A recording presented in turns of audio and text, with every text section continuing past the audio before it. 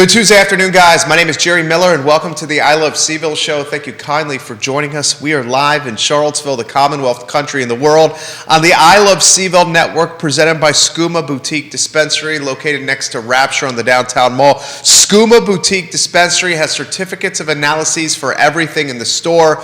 David and his beautiful wife do a hell of a job at Skooma Boutique Dispensary, next to Rapture on the downtown mall, to help with anxiety needs, pain management needs, relaxation needs, and sleeping through the night. Skooma Boutique Dispensary. So much to cover on today's program. We have a merger of tremendous proportions that was announced just a little bit before today's show.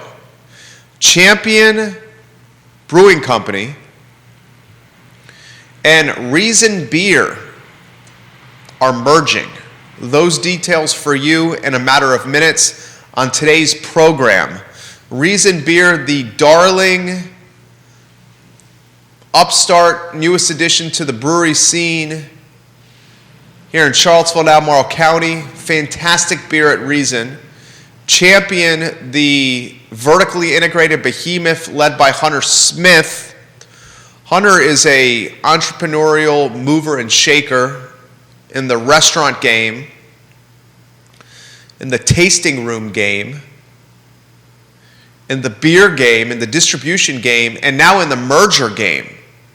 That topic in minutes on today's program. We will also talk about a wine startup in Richmond. This wine startup just got pre-seed funding of 1.7 million smackaroos. It's a startup that sells stock or shares into wine collections. You can buy shares or stock of wine collections that this startup owns. You're like, hey, what are you getting at? Well, these wine collections are valued at $142,000. Wine collections valued at nearly $250,000, $137,000. You're able to scoop up stock or shares at valuations of $25 a share in wine collections. We will give you those details today on the program. I find it absolutely a fascinating business model. Give the show a like and a share anywhere you're watching. I work hard for you. The only thing I ask in return is you hit that like button, ask a question, or share the show. The comprehensive plan was approved last night by City Council. We'll discuss the impact that comprehensive plan approval will have on the city of Charlottesville. We really did a hell of a job covering this topic on Real Talk This Morning with Keith Smith. Go to ilovecville.com, our Spotify channel, our YouTube account, our iTunes account, our Apple Podcasts account, and watch today's show with Keith Smith and me. Fantastic, approachable information on City Council's approval of the future land use map and the impact it could have on a 10.2 square mile city we love called Charlottesville, Virginia. Shot on the spot, the Blue Ridge Health District hosting Monday Shots on the Spot on the downtown mall, where community members above the age of 12 can get a COVID-19 vaccination or a booster shot without appointment. In fact, next Monday I'm getting my booster shot at Shot on the Spot on the downtown mall. No appointment necessary. I, in fact, made an appointment in advance to maximize efficiency, but if you don't, you can still get a shot on the spot. Details to come today on the I Love CVille Show. Virginia Tech football canned, pig-slipped, fired, axed, hit the road, Jack. Its head football coach. Justin Fuente is no more in Blacksburg. The former head coach at Memphis, now the pink slip head coach at Virginia Tech, has a career record at Virginia Tech of 43-31 in 6 seasons in Blacksburg. This guy is getting a cool $8,750,000 to walk away with a pink slip. So don't feel too bad for the man. $8,750,000 buyout for a head coach that has a career record of 69-54, including his time at Memphis 4 seasons at Memphis in Tennessee. We will analyze Justin Fuentes' firing today on the program. So much to cover on the program. We thank Scott Wagner Integrated Medicine, for being a part of the show. Dr. Wagner has your back at Scott Wagner Integrated Medicine. We will talk Virginia basketball. They travel to Houston. They play the Cougars. 8 p.m. tip-off, ESPN, the Cougars, a 5.5-point favorite, which will undoubtedly be the stiffest test Bennett's boys have encountered so far. We'll talk tail of the tape, Virginia basketball and the Houston Cougars on today's show. Tomorrow, mark your calendar, Lee Elberson, CEO of Claiborne Education, will join us, along with longtime Albemarle County teacher Jeff Prillaman, to talk about grading equity. Mr. Jeff Prillaman is a seasoned Renaissance accomplished teacher. In fact, Mr. Prillaman, I'm going to read something from his bio. The former director and creator of the Math, Engineering, and Science Academy, MESA, within the Albemarle County Public School System.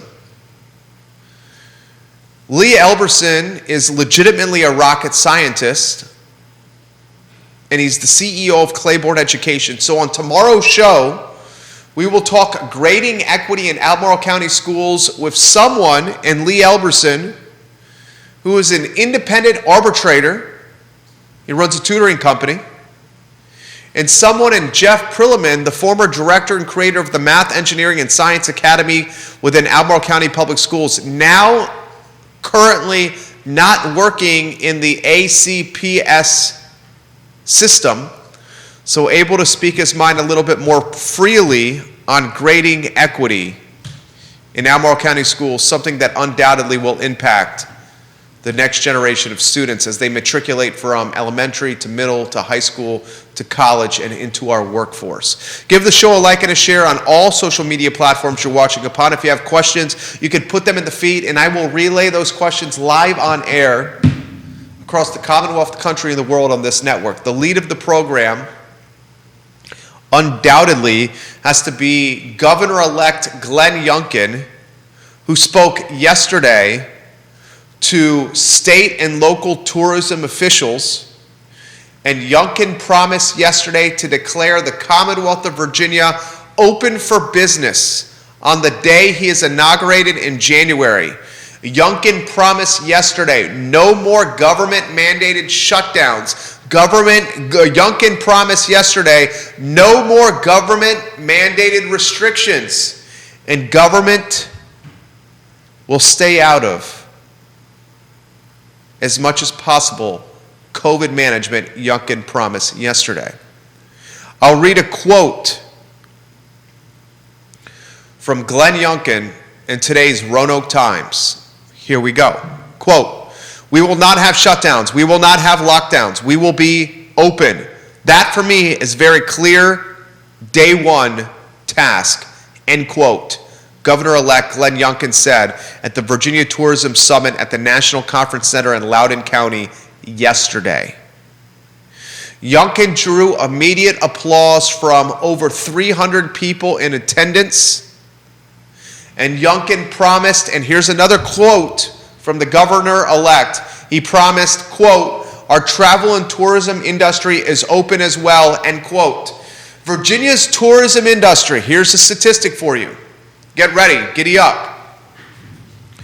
Virginia's tourism industry is a $27 billion with a B annual business that lost $17 billion with a B in the last fiscal year because of public health restrictions during the pandemic, as well as the concerns of many Americans about their own health and safety as they resume travel for business and leisure. I'm going to give that to you again. It's an astonishing factoid and statistic. Virginia's tourism industry is a $27 billion with a B annual business. Of that $27 billion, the industry lost $17 billion the last fiscal year because of public health restrictions during the pandemic and because Americans were concerned, fearful, apprehensive, scared, or worried about their own health and safety, limiting travel plans to the Commonwealth. So the governor-elect, Glenn Youngkin, who wins in surprising fashion, beats Terry McAuliffe, tells a group of insiders, experts, that tourism will not be limited, restrictions will be lifted, and the Commonwealth of Virginia will be 100% wide open on the first day he is inaugurated into office as the governor of the Commonwealth of Virginia. That, my friends, is the definition of news.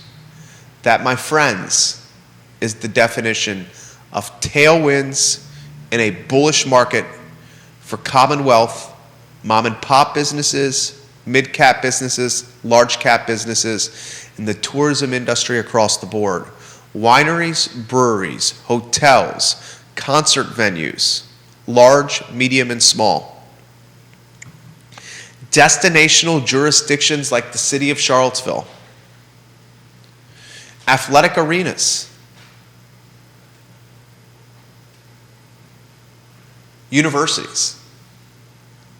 The governor-elect, Glenn Youngkin, on the first day he's inaugurated, will remove, abolish, eliminate, disappear all restrictions associated with COVID-19 and this pandemic. That is, I will repeat, the definition of a key performance indicator, a KPI, for a bullish market in Virginia as early as Q1 of next year. 300 plus people in attendance stood up and gave the governor a standing ovation. Virginia tourism, a lifeblood for the Commonwealth. Do you know what the top generator of GDP in the Commonwealth is? What do you think it is? I'll give you a second to think about it. What's the top generator of GDP in the Commonwealth of Virginia? It's the government. Government contracts, subcontractors, folks associated with governmental institutions and infrastructure. Number one, GDP driver in the Commonwealth. You know what 2 is? I'll give you a moment to think about it. 2, real estate. Realtors. Real estate. People on the supply chain that we call housing, residential and commercial. Tourism in the top 5. You put tailwinds and momentum and a driving force behind tourism, and you watch as the Commonwealth booms next season, next year, Q1. Nikki Hernandez, welcome to the program. Noel Jurgensen, welcome to the show. Next topic on today's program, comprehensive plan. We talked about this on Real Talk. If you really want to hear the nitty-gritty of the future land use map and the comprehensive plan approval from last night, listen to Real Talk, the show we hosted this morning with the distinguished gentleman Keith Smith of Yes Realty Partners. It was fantastic. An A++ show. Judah Wickower, our director, is archiving that show as we speak on ilovecville.com. Is it up yet? Is it going to be up later this afternoon, or is it up now? It'll be up very soon. Judah Wickower just said. I've been committed to a couple of statements when it's come to the future land use map, which is essentially increased density potential in the city of Charlottesville. Statement number one that I've said for an entire calendar year. If the future land use map is approved, which it was last night, HOA neighborhoods in Albemarle County are going to uptick in value big time. I've said that all along, and I stand by that. Watch as HOA neighborhoods in Albemarle County increase in value. Remember, HOA covenants and restrictions and bylaws supersede governmental zoning changes.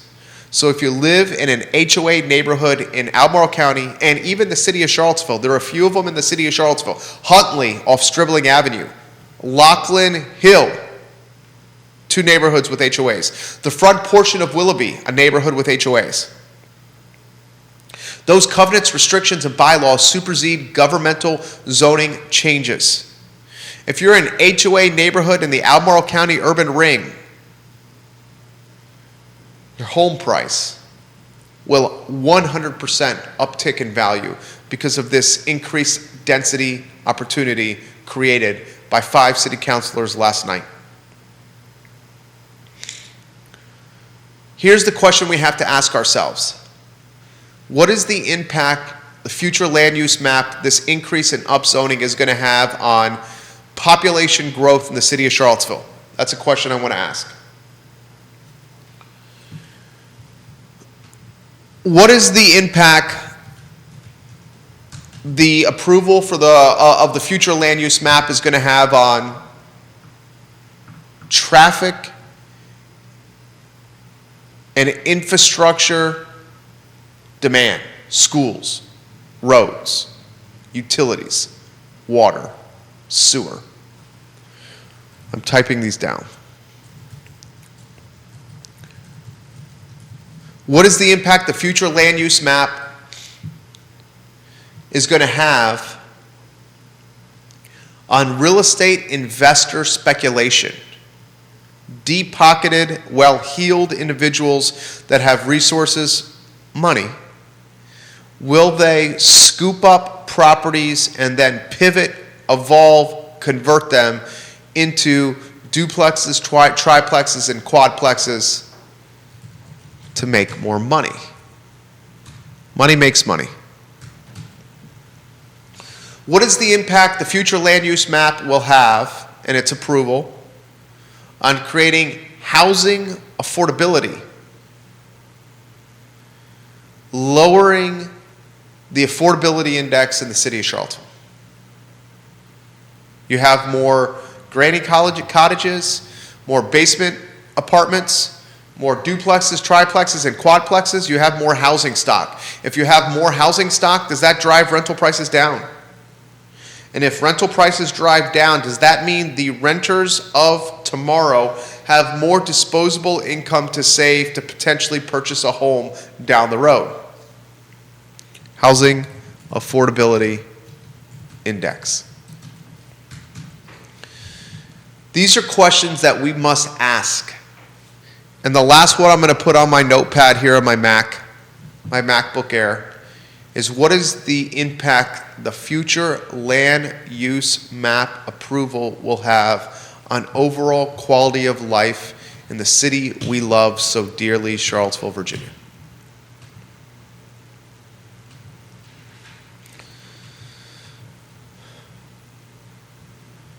Unfortunately, we do not have a DeLorean, a flux capacitor, the ability to hoverboard, to take almanacs into the past to bet on baseball games, to take a vehicle with doors that open like wings from a bird, hit 88 miles per hour, and travel to any point of time we want. We can't see into the future. So we don't know what the future land use map approval will have on population growth.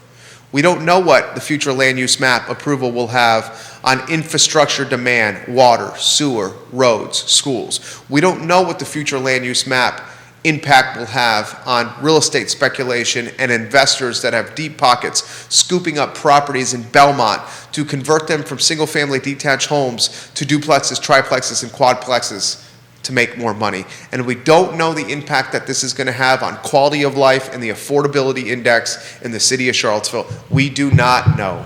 We can speculate, we could spitball, we could chitter chatter. It makes for great fodder for content and talk shows like this and Real Talk. Hell yeah, it does. We could read the tea leaves. We could use common sense. Will population uptick? Yeah, population's going to uptick. Do we know at what level? No.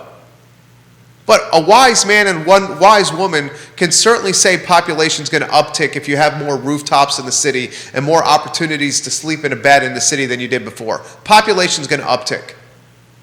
Is it going to impact infrastructure like schools and roads and water and sewer? Hell yeah. If you have more people sleeping in beds in the city of Charlottesville, if you have more people chilling and living in the city of Charlottesville, those peeps are going to drive their vehicles on roads. Those peeps are going to send their offspring to schools. Those peeps are going to shower and drink water and bathe and feed their cats and dogs and make sure their water bowls are full. Will real estate investors speculate and scoop up dilapidated properties that need TLC, tender loving care, and convert those properties into duplexes, triplexes, and quadplexes? Yes. Yes, they will. Do we know at what level? No. No, we don't. But a wise man and a wise woman can say, yes, speculators will scoop up existing inventory that's dilapidated, that needs some tender loving care, and convert that property into money-making models. That's called capitalism. That's an aspect of life. Will this impact quality of life? It depends on your definition of quality of life. If your definition of quality of life is diversity, is affordability, is eclectic thought,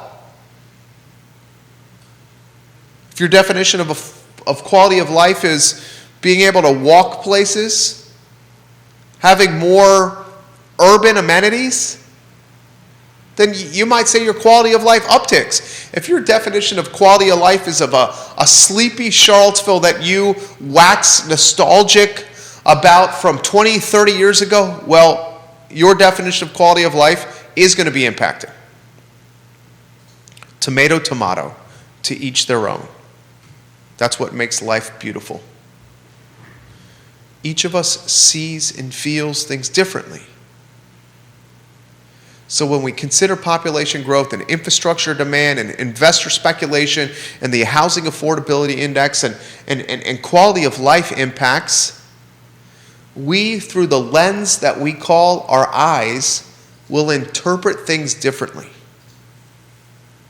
And we got a long way to go before we start seeing these things. A long, long way to go.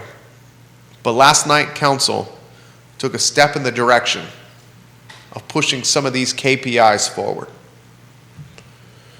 Our next topic on today's program is something I want to highlight. I am a man of science. I am a man of vaccinations. I am a man of booster shots. I am a man of trusting medical professionals. And the Blue Ridge Health District and the City of Charlottesville are hosting a shot on the spot on the downtown mall. You go to the downtown mall on Mondays. Community members aged 12 and older can get a vaccine or a booster shot without approval. Mobile vaccination units will be on the downtown mall every Monday until the end of November from 12 p.m. to 3 p.m. I'm getting my shot, my booster. I'm already vaccinated fully. I'm getting my booster next Monday. I encourage you to do the same. Albemarle County and the city of Charlottesville were called by the New York Times, the world's newspaper, the safest place to vacation on the East Coast, the best place to vacation on the East Coast because of vaccination levels. As of last week, more than 85% of eligible people were vaccinated. I'll repeat that statistic. As of last week, more than 85% of eligible Albemarle Countyans were vaccinated. That number's going higher. And shot on the spot is making this so damn easy, so damn efficient, so damn approachable that there's no reason not to get your booster. to be fully vaccinated. And I'll leave it at that. Our next item of business is something that I found a little startling, but something that does not surprise me, considering how entrepreneurial and mover and shaker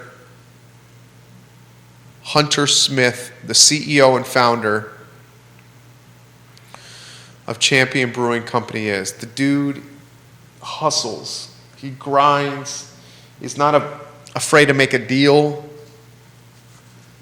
The dude is not opposed to change. Hunter Smith is not afraid to take a risk, to put his money where his mouth is.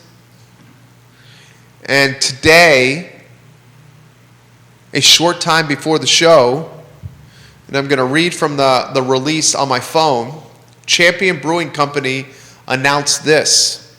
And this is a quote from my phone, from the Brewing Company Champion website, Facebook page. We have some news. At the end of this month, Champion Brewing Company will complete a merger with Reason Beer. We're excited to announce this partnership with our good friends and esteemed beer minds across town that will bring together two skilled and like-minded teams to streamline operations under one roof. In this move, we will join our two community-focused and philanthropic brands to realize an ever greater impact. Beginning this winter, we will be relocating production operations from our Woolen Mills Missile Factory to the Reason headquarters at 1180 Seminole Trail. The brands and beer recipes will remain the same and all the staff will be retained. Under the merger, Jeff Raileneau, I'm sorry if I'm messing your last name up, Jeff. Under the merger, Jeff Raileneau, one of Reason's founders, will be named as Champion's Chief Financial Officer. Jeff, an economist with degrees from Duke and George Mason universities, has directed finance and strategy with Reason. Hunter Smith will continue as Champion CEO. Champion's Josh Skinner will assume the role of head brewer, and Reason's Mark Fulton will be named Director of Brewery Operations. The two production teams will come together to produce both brands under one roof. Guests can look forward to finding Reason Beer alongside Champion's Beer at Champion Tap Rooms and Champion Hospitality Group locations. That's big news in the beer game in Virginia. Big news in the beer game in Virginia. Champion, which has done a fantastic job of building a beer brand. And they've done a fantastic job of building a beer brand through their original tap room over here in downtown in Belmont, through a strategic and aggressive distribution plan, by creating tap rooms across the Commonwealth. Some worked, some didn't. Still, he tried. Hunter did. By building this restaurant hospitality group, Champion Grill in Stonefield is a good example. The partnership he did with Laura Fauner, the former executive chef at Dooner's Restaurant, who is now launching a restaurant called Siren. Siren's a new restaurant from the Champion Hospitality Group. Hunter's got these restaurants strategically placed around Charlottesville and Albemarle County. And these restaurants on tap have Champion beer. So you can go to Siren Restaurant, which is going to open this fall, maybe in the winter. I'm looking forward to it, Laura. And you could say, I want to go to Laura Fauner's fantastic restaurant because she's dope. I saw her at Guy's Grocery Games. Her food is banging. I remember her food from the dumpling truck, what she did at Dooner's. I'm excited to see what she's going to do at Siren, this seafood-focused, Mediterranean-influenced restaurant in the old Shabine location. And while I'm trying some of this Mediterranean-influenced seafood, I'm going to have a cold beer. And guess what? I'm going to try a Champion. You get a taste of the Champion flavor, and next thing you know, you're buying Sixers at Beer Run. Smart. Smart. The merger with Reason Beer. Reason Beer had really good beer. Has really good beer. The recipes are going to stay the same. Reason Beer's beer is legit. Reason Beer's location was not great. It was... You been to Reason Beer, Judah? I think I've been there once. How would you just characterize that area? Seminole Place, kind of by Custom Inks warehouses. How would you characterize that area where Reason Beer's tap room was and production facility? Off the beaten path? Yeah, that's good. Kind of not on the main quarter that is Route 29. Just like warehousey. Warehousey. Not super frontage visible. Their beer was banging. They built a good brand. In the craft beer wars that we call Charlottesville and Albemarle County, Reason you would make a legitimate argument is not in the top 5 from a gross revenue standpoint. I don't know how the revenues shake out. But if you were looking at Nelson County and Albemarle County and the city of Charlottesville, you'd probably say in no particular order. And I'm going to see if I can call up a list. In no particular order. In no particular order. I would say the top 5 is probably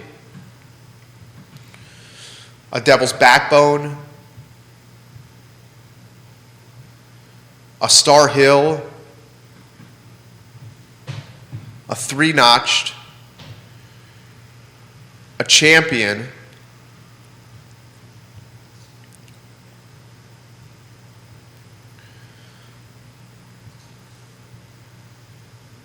would you put South Street in the top 5? Who am I missing?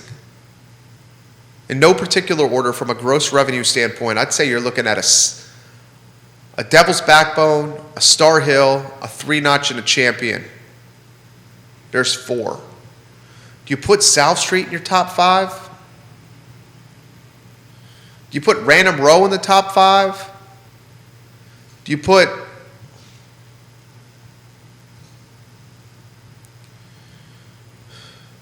Who else would you put in the top 5? Pro Renata? Pro Renata probably is your 5th. Don't you think Pro Renata is probably your 5th from a gross revenue standpoint? I mean, that's probably your 5 from a gross rev right there. Bob Yarborough's got some comments here. Bob, we'll get to those comments. Bob, we love when you watch the program. One of the saints at Jack Brown's, Bob Yarborough's come on the program.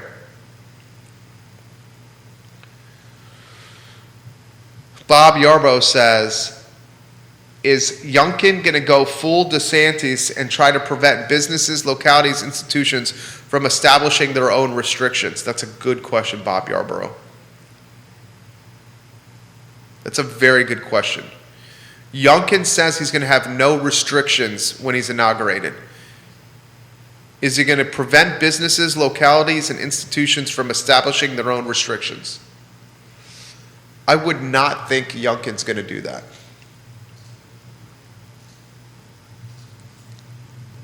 I don't think Youngkin's going to do that.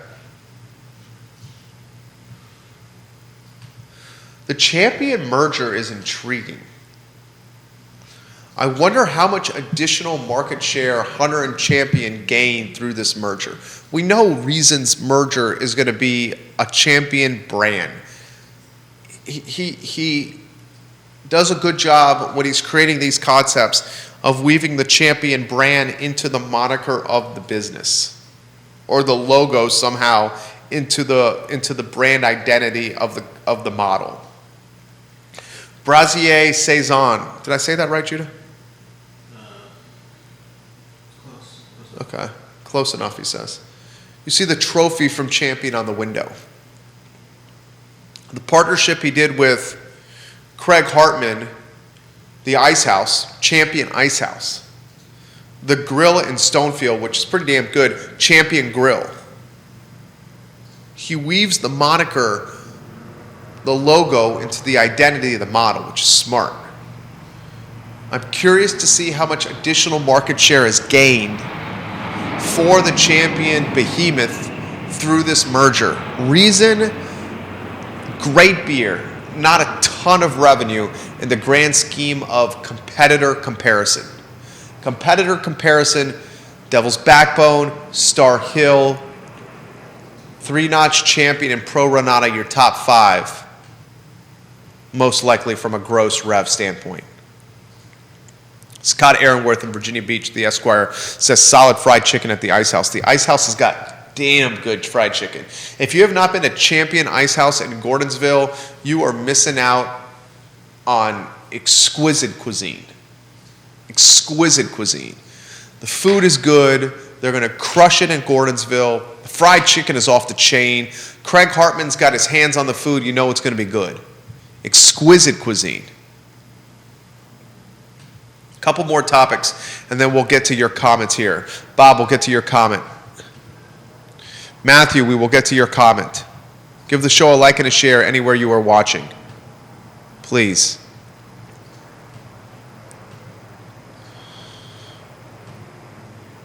Basketball, UVA travels to Houston. Virginia at Houston Cougars tonight. The Cougars are a 5.5-point favorite. The Houston Cougars are bona fide, 15th in the nation in the top 25. Currently ranked 15th in the country, the Houston Cougars. They're 5.5-point favorites. The game tips off on ESPN at 8 p.m.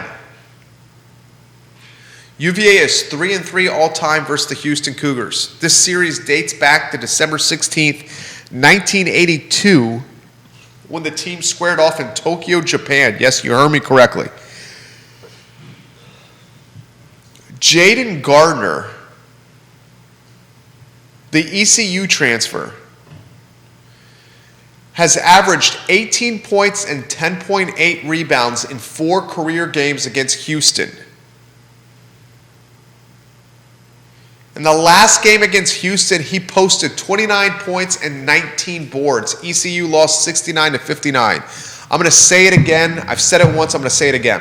The best player, the best scorer, and the best overall player on Virginia's roster is this ECU transfer, Jaden Gardner.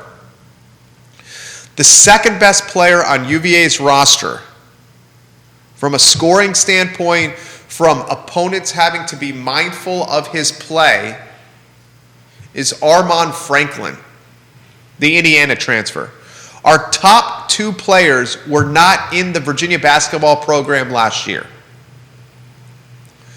The third best player on Virginia's basketball team is to be determined. We need a third guy on the roster to step up and take some of the scoring load and attention off of Gardner and Franklin. I am personally hoping that the third scoring option is either Caden Shedrick, the big man who has tremendous upside, a guy who could play in the post, he's athletic, he can jump, he can rebound, he can block shots, a guy that reminds me of a leaner, more athletic, better scorer, Jack Salt. When is the last time we have had a physical center, a bruising physical center with Virginia basketball? It was not Jay Huff last year. Jay Huff was a unicorn, a 7-footer who would rather live on the perimeter stroking 3-pointers than banging in the paint, posting up back to the basket. Huff's game was stroking jump shots facing the basket. Didn't have a ton of muscle, wasn't super physically imposing. I think we're all in agreement there.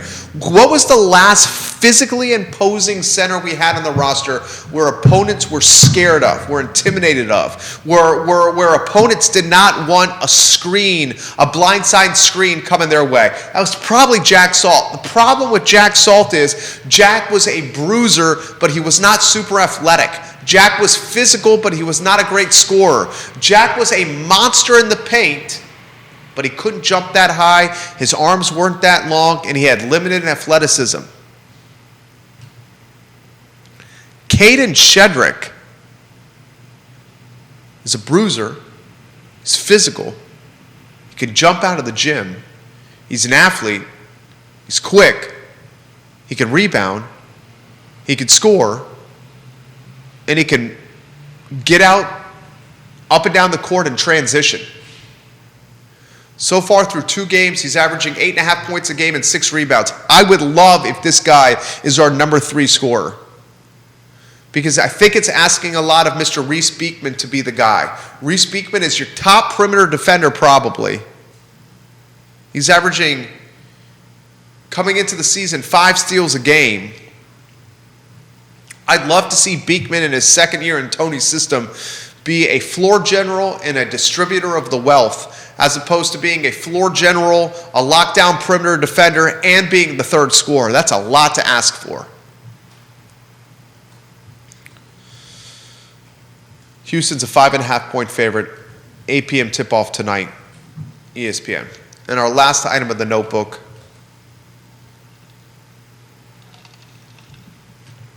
Virginia Tech, a maligned football program since Frank Beamer's departure, has fired its head football coach, Justin Fuente.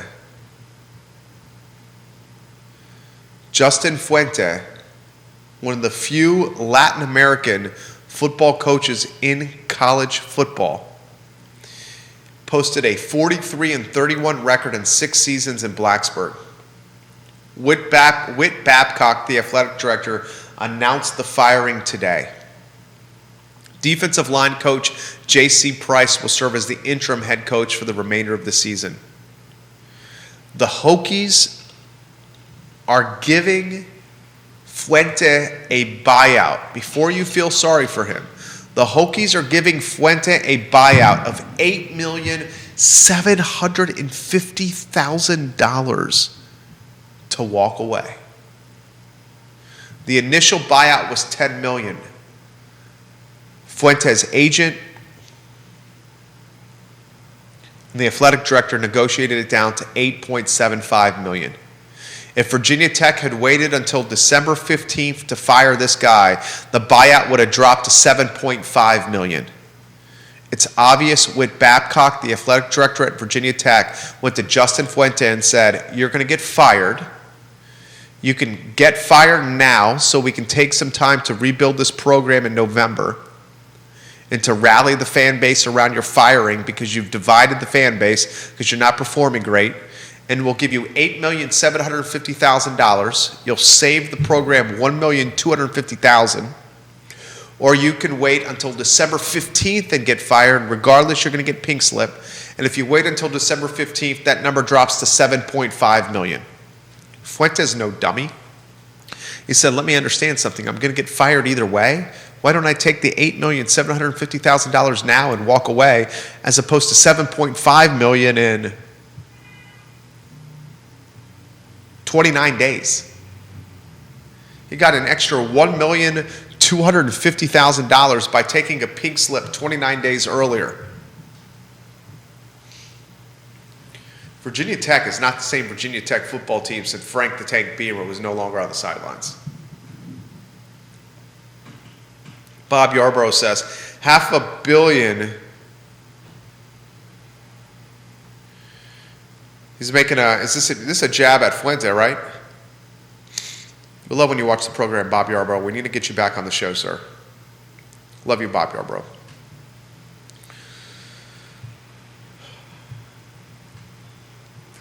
Grayson watching the program. Grayson says, Champion's got good beer, and you see the brand everywhere now. I remember when they opened over there. Was it the Beck Cohen building? Was it the Beck Cohen building, Grayson? It's next to the Beck Cohen building. Is it the Beck Cohen building? He goes, I remember when they opened in the Beck Cohen building and we're one of the first breweries downtown. Some folks thought they weren't going to make it. Now look at them. Dude, he's right. Look at them now. They're everywhere.